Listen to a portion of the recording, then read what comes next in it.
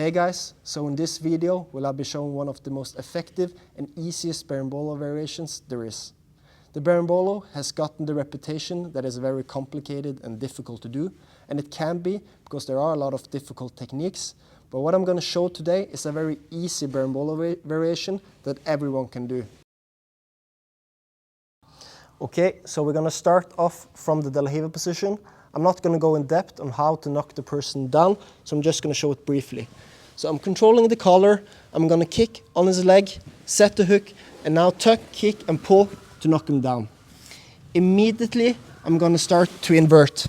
So there are different ways to do the berimbolo. A lot of people, they grab the pant or the belt. The problem with grabbing the pant or belt is that there are so many variables. It's a very effective system, but there are so many ways he can position his body because you do not control his upper body. So he can put his upper body in all sorts of directions, and you need to have an answer for all of these. So that makes the berimbolo very complex. But to simplify it, you can hold the collar grip. So we're going to spin like this. From here, one of the disadvantages with holding the collar grip is lack of hip control. If you hold the belt or the pants, you have more hip control, so you can, for example, make it harder for him to counter you. So in this position, I feel I don't have too much control. I'm a bit fragile.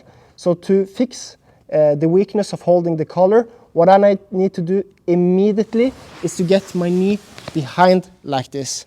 If I don't get my knee behind, he can start to grab my hip, and now he has very good hip control of me, and he can start to counter me and take my back. So what I need to do is to, of course, be tight and then get my knee behind and start chopping my heel down. Now it's almost impossible for him to counter me in this position. Try to move my hip. You see, it's very hard. There's also other benefits of going into this position, and that's that I'm hiding my leg. If you have your leg more in a traditional positioning, there's a higher likelihood of him going for like toe holds and stuff. But by going with your knee behind, it's very hard for him to attack the legs. What I want to do from here is to really pull on the collar. And this is the cool thing about the collar grip. Now I'm really in control on where he's laying. So as you can see, it's very hard for him to move. Trying to change the positioning or do anything, you see, he can't. So I know what's happening in this position. So immediately, as I'm getting my knee behind and I'm pulling on the collar, I'm going to grab the far leg.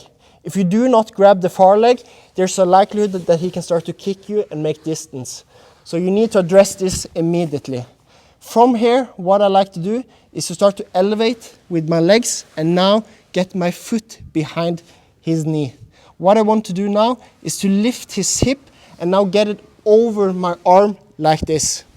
So what's important is when you put your foot behind, you replace your knee. You don't want to have your leg and your knee at the same time, because now I don't have the same kick. I want to be behind his knee because this enables me to really kick.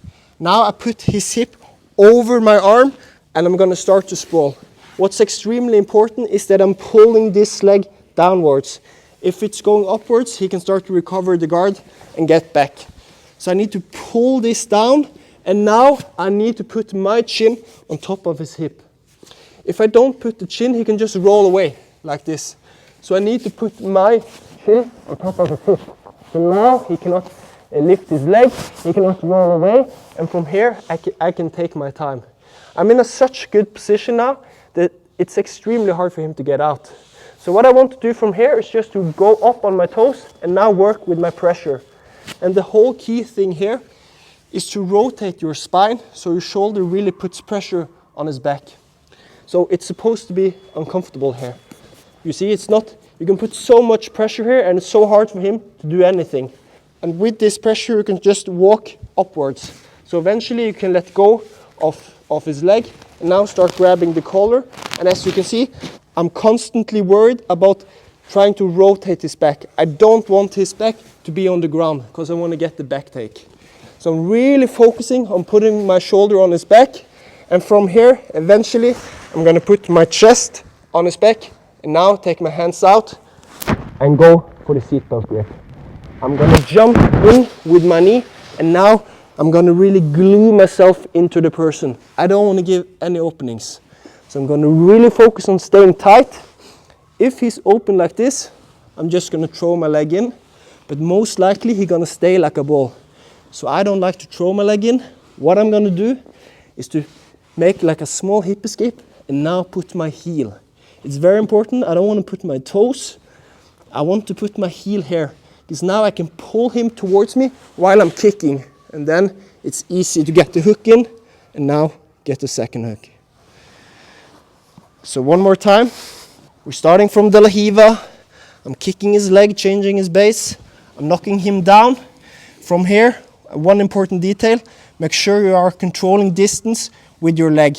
So I don't like to drop my leg down, because now he can cross-face me. So I want to be in control of distance by kicking on his chest. I'm gonna pull with the collar. I like to grab the pants, and I'm trying to be tight here. Immediately, I'm gonna get my knee under. If I stay in this positioning, there's a chance that he can counter me. So immediately, I'm gonna get my knee under like this, really focusing on pulling the collar grip, and then control the far leg, so he cannot kick me away. When I'm grabbing the far leg, I'm not just grabbing whatever, I'm going for like a pocket grip like this, and I like to stiff arm, because with the stiff arm, I'm getting stronger. If I have a bent arm, there's a higher chance of him winning this battle. So I like to stiff arm like this, and I'm trying to stay tight while pulling. From here, I'm gonna replace my knee and put my foot behind. I'm gonna kick and now go on top. I'm gonna put my chin down and start going up on my toes while pulling this leg downwards. Now I'm gonna rotate my spine and put a lot of pressure on him so he cannot get back. From here, eventually I'm gonna put all my pressure on his back, be on my toes, and now set the seatbelt grip. From here, I'm gonna jump in with my knee. If he's open like this, set the hook immediately. Otherwise, make sure I'm really tight, and now go with my heel. From here, I'm gonna kick and pull, and now get the back take. Thank you so much for watching the video. I hope you liked the technique. If you want to learn more about the berimbolo, you can check out my Berimbolo Instructional on my website, esmathisen.com. There you can learn berimbolo with the collar grip, with the pant grip, how to enter it from De La Riva, but also how to respond to the different defenses. So check it out.